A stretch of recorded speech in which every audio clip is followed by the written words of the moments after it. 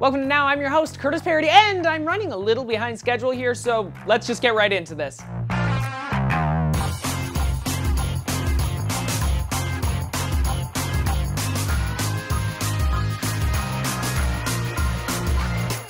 We start today's show off by talking about Iron Man 3. It appears that during the production of the movie, Robert Downey Jr. actually injured his ankle on set, which forced a delay in production. This happened when he was performing a stunt for the new movie in Wilmington, I think I pronounced that correctly, North Carolina. At the time, no other details about the stop in production have been released. The only thing that we do know is that Downey had previously said that he was eager to push the limits with his next film. Maybe he pushed them a little too far this time. Iron Man 3 is expected to be released on May 3rd of 2013.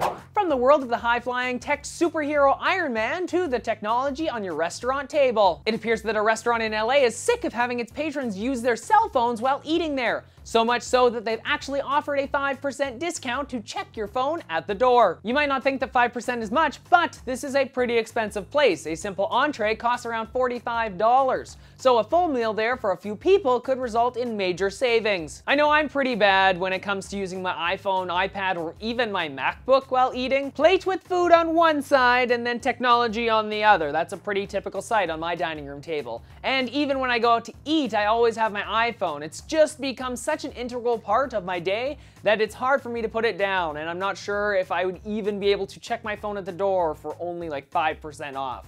Maybe if you up it to like 10, maybe 15. Mind you, it would be nice every once in a while to actually go out and not have to worry about the distraction of my phone.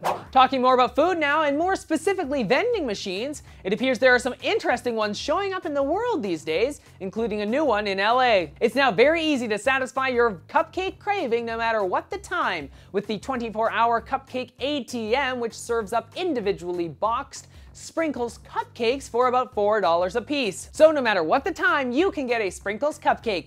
It's pretty crazy to think of a cupcake vending machine, but really there are stranger ones in the world. Take for example the one at the Golden Nugget Hotel and Casino in Vegas. You can actually get gold bars out of it. Maybe you're not into golden bars, but how about a brand new Bentley? If you visit the Hudson Hotel in New York City, you can actually purchase the keys to a new Bentley from a vending machine for a cool $90,000. From the happy world of cupcakes to the terrifying world of an 18-foot tall spider. Okay, now it's not actually a real spider, it's just an 18-foot tall robotic mechanical rideable spider. Nothing to be afraid of. I'm having visions of the movie Wild Wild West in my head right now. That spider was crazy. This machine, known as Stompy, which is such a fitting name for it, is part of something called the Project Hexapod on Kickstarter. It's a rideable, six-legged robot valued at around $65,000. It's a crazy machine, and even though I'm super afraid of spiders, keeping in mind that since this only has 6 legs, I don't think it's technically a spider, but maybe I'm wrong. Anyway, I would totally ride on this thing. I have a feeling you would feel pretty freaking cool riding through the world on a giant, robotic, mechanical spider. And today's last story, because I need to keep this episode short, is about a giant mazer. Yes, I pronounced it correctly, mazer. This revolutionary new form of device could help stop cancer and detect faint alien signals. It's a win-win. These type of electrical devices hope to revolutionize the world like the laser did. The best part about masers is that they don't require either the extreme magnetic fields, vacuum low pressure areas, or temperature approaching absolute zero that regular lasers do. Masers work at room temperature and don't require any special conditions to run. This microwave amplification by simulated emissions of radiation, whoa, was first described by Niccolo Baslo and Alexander Porcolorla.